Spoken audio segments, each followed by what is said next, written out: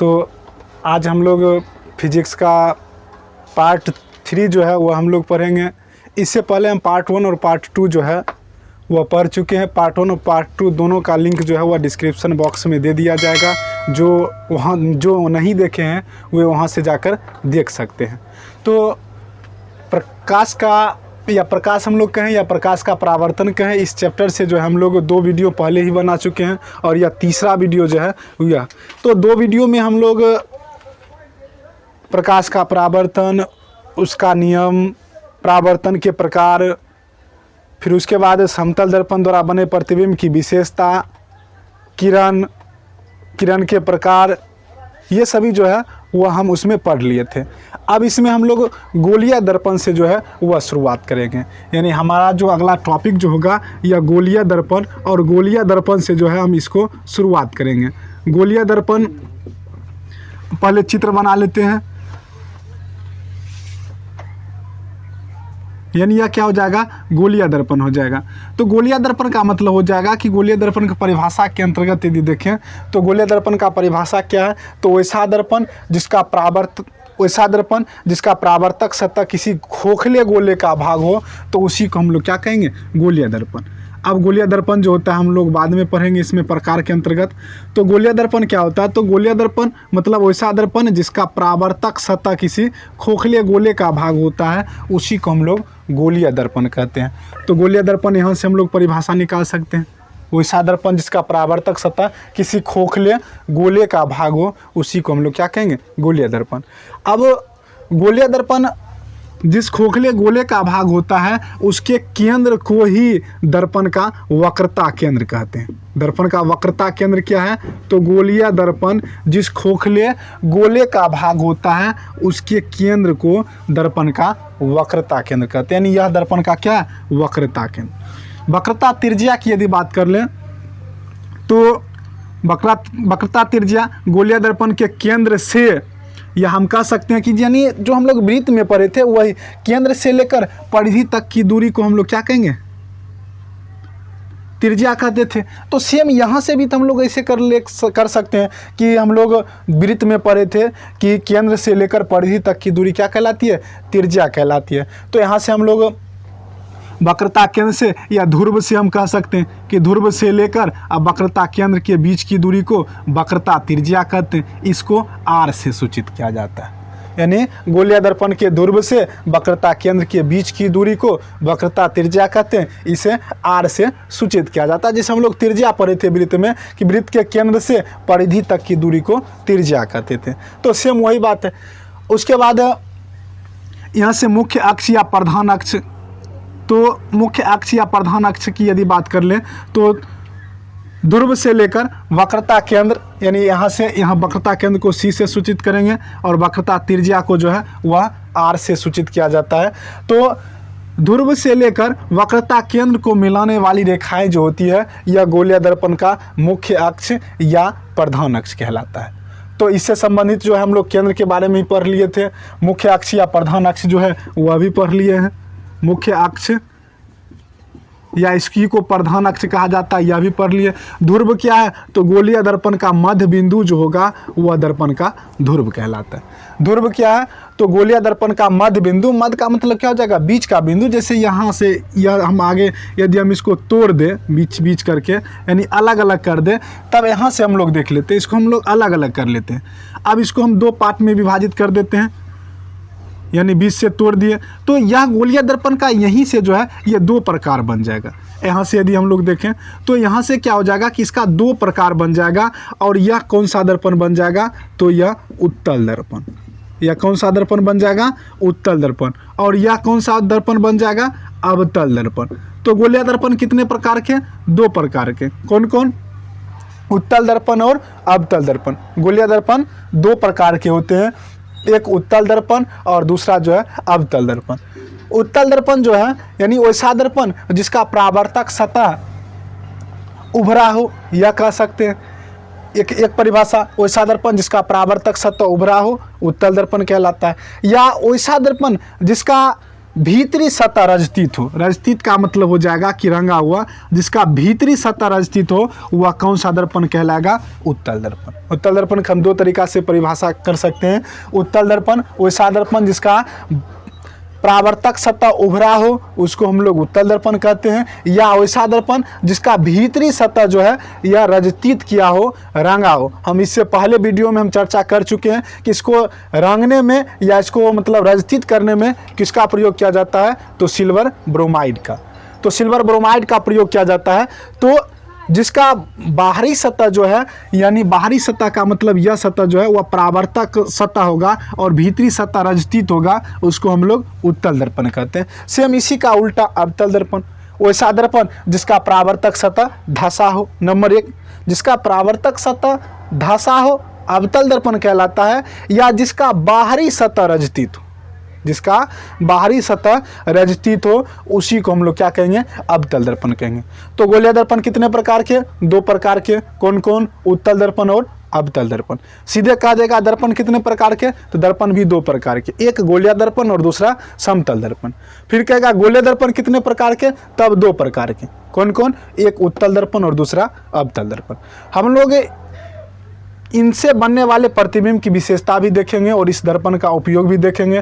पहले हम लोग फोकस दूरी और वक्रता त्रिज्या में जो संबंध होता है वह देख लेते हैं कि गोलीय दर्पण के फोकस दूरी और वक्रता त्रिज्या में क्या संबंध होता है। इसको तो गोलीय दर्पण की फोकस दूरी एवं वक्रता त्रिज्या में संबंध यानी F बराबर में R/2 का जो है हम यहाँ सत्यापन किए हुए हैं।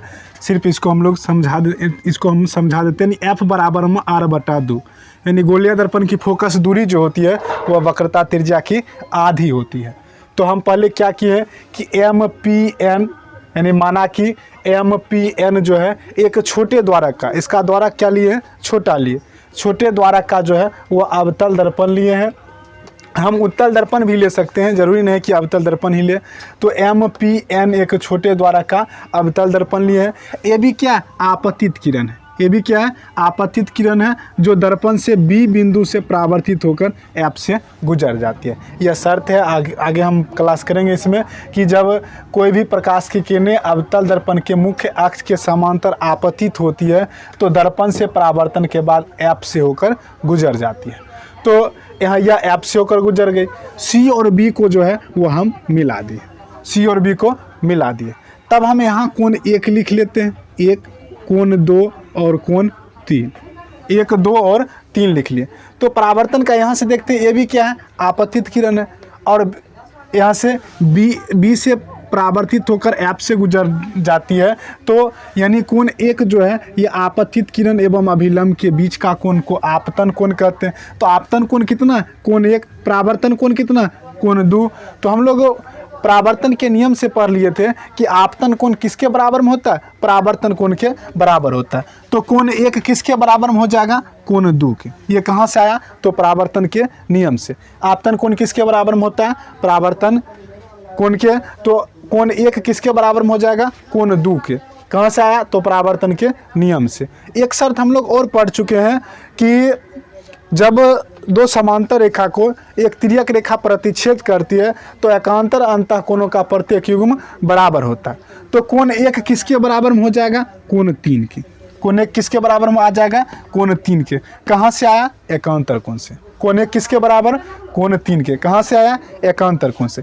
अब समीकरण फर्स्ट और सेकंड से चलेंगे तो कोण 1 यहाँ भी है, कोण 1 यहाँ भी है, तो ये दोनों तो कट जाएगा। तो बचेगा क्या? कोण 2 कोण 3 के बराबर में आ जाएगा, यानी कोण 2 बराबर में कोण 3। अब त्रिभुज BCF में देखते हैं, कोण 2 किसके बराबर में? कोण 3 के बराबर। तो हम एक शर्त यह भी पढ़े हुए हैं कि किसी भी त्रिभुज में बराबर कोणों की सम्मुख भुजा बराबर होती है। बराबर भुजाओं के सम्मुख कोण भी बराबर होती है, लेकिन यहाँ दिया हुआ है कि किसी त्रिभुज में बराबर कोणों की सम्मुख भुजा बराबर होती है। इसीलिए यहाँ त्रिभुज BCF में देखेंगे कोण 2 किसके बराबर? कोण 3 के बराबर। तो कोण 2 कोण 3 के बराबर, यहाँ भी कोण 2 किसके बराबर? कोण 3 के बराबर।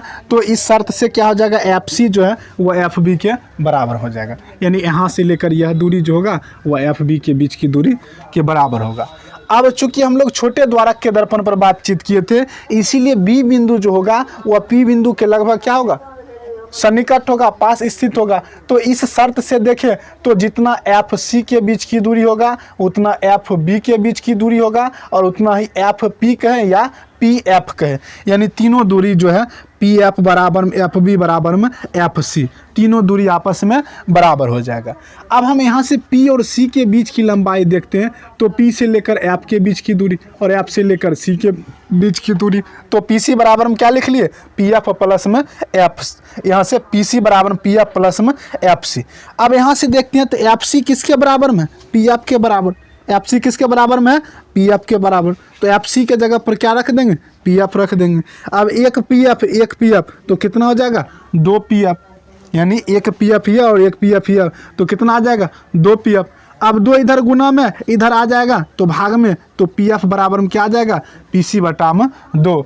तो पी एफ यहाँ से यानी फोकस दूरी, और फोकस दूरी को हम लोग एफ से सूचित करते हैं, तो पी एफ के जगह पर क्या कर देंगे एफ, और पी सी यानी ध्रुव से लेकर वक्रता केंद्र के बीच की दूरी को वक्रता त्रिज्या कहते हैं और इसको आर से सूचित किया जाता है, तो यहाँ लिख देंगे आर, यानी एफ जो है वह एफ बराबर में जो निकल कर आ जाएगा वह आर बटा दो। अर्थात दर्पण की फोकस दूरी चाहे वह उत्तल दर्पण हो या अवतल दर्पण हो, हम शॉर्ट में कह सकते हैं कि गोलीय दर्पण की फोकस दूरी जो होती है वह वक्रता त्रिज्या की आधी होती है। अब इससे ऑब्जेक्टिव क्वेश्चन देख लेते हैं। ऑब्जेक्टिव क्वेश्चन में कहा देगा कि एक गोलीय दर्पण की वक्रता त्रिज्या 32 cm, यह क्वेश्चन बराबर पूछता है कि वक्रता त्रिज्या कितना है 32 cm, यानी आर कितना है 32 सेंटीमीटर। तो इसका कहेगा फोकस दूरी इनमें से क्या होगा, ऑब्जेक्टिव क्वेश्चन रहेगा। तो एफ बराबर सूत्र अभी हम प्रूव कर चुके हैं, क्या होता है आर बटा दो, तो 32 बटा में दो, तो 32 बटा दो कितना हो जाएगा 16 सेंटीमीटर। या कभी कभी क्या कर देगा एफ ही दे देगा, कह देगा एफ 10 सेंटीमीटर है, तो आर कितना होगा, आर बराबर हम कभी सूत्र इसी से पलट कर देख लें, तो आर बराबर में क्या हो जाएगा 2f, आर बराबर में यहाँ से तो 2f, तो 2f तो यहाँ से 2 गुना एफ का मान कितना 10 सेंटीमीटर, तो 10 दूनी कितना 20 सेंटीमीटर। तो इसमें से एक ऑब्जेक्टिव क्वेश्चन रहेगा, यदि वक्रता त्रिज्या दिया रहेगा तो फोकस दूरी ज्ञात करने के लिए कहेगा, या फोकस दूरी दिया रहेगा तो वक्रता त्रिज्या ज्ञात करने के लिए कहेगा। तो यहाँ से हम लोग ऑब्जेक्टिव क्वेश्चन भी हल कर सकते हैं। अब हम गोलीय दर्पण द्वारा बने यानी किरण आरेख की जो है वह बनावट पढ़ेंगे। किरण आरेख की बनावट बारी बारी से अवतल दर्पण और उत्तल दर्पण दोनों में पढ़ेंगे। तो अभी हम पहले यानी दोनों साथ ही पढ़ लेते हैं, अवतल दर्पण और उत्तल दर्पण। अवतल दर्पण में क्या होता है कि जब पहला जो शर्त अभी जो बताए हैं कि जब प्रकाश की किरणें अवतल दर्पण के मुख्य अक्ष के समांतर, अब हम यहाँ अवतल दर्पण खींच लेते हैं। ये कौन सा दर्पण, अवतल दर्पण।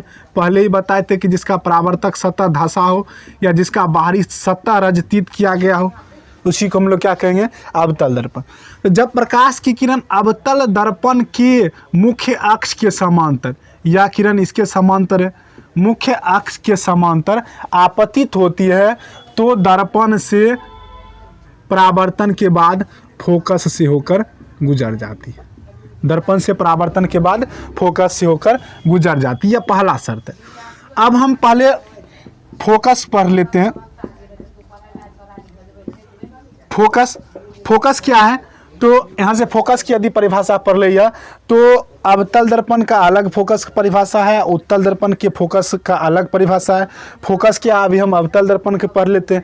तो जब प्रकाश की किरण अवतल दर्पण के मुख्य अक्ष के समांतर, यानी हम कह सकते हैं फिर इसको मुख्य अक्ष के समांतर आपतित किरणें अवतल दर्पण में परावर्तन के बाद मुख्य अक्ष के जिस बिंदु से होकर गुजरती है उसी को हम लोग क्या कहेंगे फोकस कहेंगे।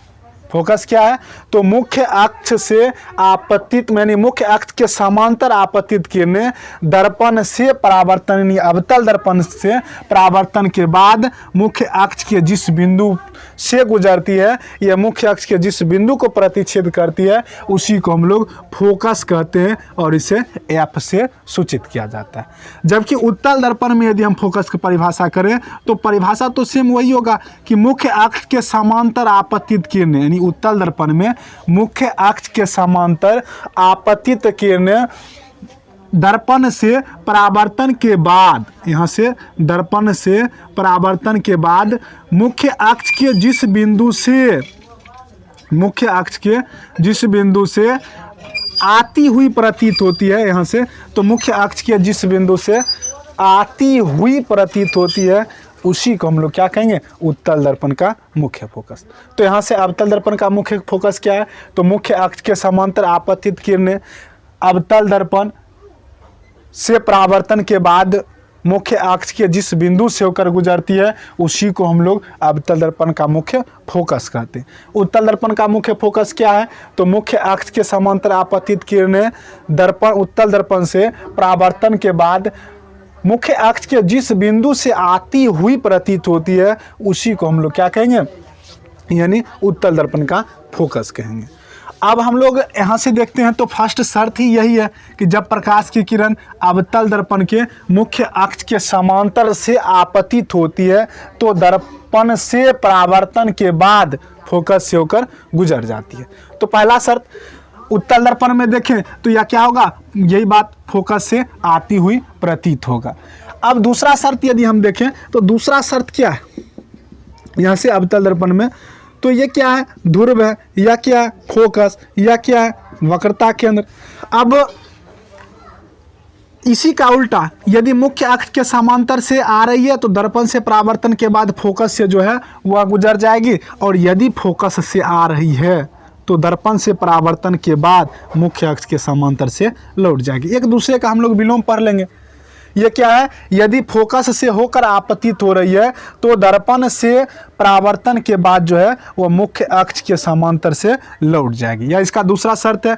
फिर वही इसमें हम लोग यदि उत्तल दर्पण में बना लें तो उत्तल दर्पण में भी वही बनेगा, यानी पी एफ, उसके बाद यहाँ सी, तो क्या होगा, मुख्य अक्ष की दिशा में आ रही है, मुख्य अक्ष की दिशा में। यहाँ से यदि हम लोग इसको खींच दे तो एफ यानी इस दिशा में आ रही है, तो दर्पण से परावर्तन के बाद क्या होगा, यानी मुख्य अक्ष के समांतर से जो है वह लौट जाएगा। तो दो शर्त हम पढ़ लिए, जब प्रकाश की किरण अवतल दर्पण के मुख्य अक्ष के या उत्तल दर्पण के मुख्य अक्ष के समांतर आपतित होती है तो अवतल दर्पण में क्या होता है, फोकस से होकर गुजरती है, जबकि उत्तल दर्पण में क्या होती है, फोकस से आती हुई प्रतीत होती है। तो शर्त एक। दूसरा शर्त यदि देखें तो जब प्रकाश की किरण फोकस की दिशा में या फोकस से आपतित होती है तो दर्पण से परावर्तन के बाद मुख्य अक्ष के समांतर से लौट जाती है, यानी मुख्य अक्ष के समांतर से गुजरती है। तो दो शर्त। तीसरा शर्त इसी में हम लोग देखें तो तीसरा शर्त क्या हो जाएगा, इसी को मिटा लेते हैं। जब प्रकाश की किरण ध्रुव से आपतित होती है, ध्रुव पर आपतित होती है, ध्रुव पर, तो यहां से देखें तो ये कौन सी किरण, आपतित किरण, ये कौन सी किरण, परावर्तित किरण, या कौन सी किरण, आपतित किरण, या कौन सी किरण, परावर्तित किरण, या क्या है, तो इसके लिए यह अभिलंब हो जाएगा। तो आपतन कोण परावर्तन कोण के बराबर होता था, इसी शर्त से हम देख लिए। तो जितना डिग्री कोण बनाते हुए आपतित होगी उतना ही कोण बनाते हुए क्या होगी, यह परावर्तित हो जाएगी। तो ये यहाँ से जितना कोण बनाते हुए वो आपतित होगी उतना ही कोण बनाते हुए यह परावर्तित हो जाएगी, इसका यह तीसरा शर्त है। और एक शर्त और हो जाता है, सेम यही बात उत्तल दर्पण में भी होगा। एक शर्त और हो जाता है कि जब प्रकाश की किरण अवतल दर्पण हो या उत्तल दर्पण हो, जब प्रकाश की किरण जो है ये वक्रता केंद्र की दिशा से, यानी वक्रता केंद्र की दिशा में आपतित होती है तो दर्पण से परावर्तन के बाद, जब प्रकाश की किरण अवतल दर्पण के वक्रता केंद्र की दिशा में या वक्रता केंद्र से आपतित होती है, उत्तल दर्पण में वक्रता केंद्र की दिशा में हो जाएगा, जबकि अवतल दर्पण में हो जाएगा वक्रता केंद्र से आपतित होती है, तो दर्पण से परावर्तन के बाद वह उसी पथ पर जो है, यानी जिस पथ से आया है उसी पथ पर क्या होगा, वह वापस लौट जाएगा। तो अभी तक हम जो पढ़े, शर्त नंबर एक, जब प्रकाश की किरण मुख्य अक्ष के समांतर से आपतित होती है तो दर्पण से परावर्तन के बाद फोकस से होकर गुजर जाती है। इसी का उल्टा, जब फोकस से आपतित होगी तो दर्पण से परावर्तन के बाद मुख्य अक्ष के समांतर से लौट जाएगी। तीसरा, यदि ध्रुव पर जितने डिग्री कोण बनाते हुए आपतित होगी तो दर्पण से परावर्तन के बाद उतने ही डिग्री कोण से मतलब बनाते हुए परावर्तित हो जाएगी। उसके बाद यदि वक्रता केंद्र की दिशा में उत्तल दर्पण में या और वक्रता यानी केंद्र से जो है वो अवतल दर्पण में, यानी वक्रता केंद्र से यदि प्रकाश की किरणें आपतित होती है तो दर्पण से परावर्तन के बाद वह उसी पथ पर लौट जाएगी। अब किरण आरेख से बनने वाले प्रतिबिंब की जो है या किस प्रकार से, यदि हम वस्तु को कहाँ रखें, प्रतिबिंब कहाँ बनेगा, इसको हम लोग नेक्स्ट अगले वीडियो में जो है वो हल कर लेंगे। और तब तक के लिए जो है जो लोग नए हैं देख रहे हैं वे ज़रूर से ज़रूर इस चैनल से जुड़ जाएं ताकि उनको नया जो है वो फिर से वीडियो मिल जाए।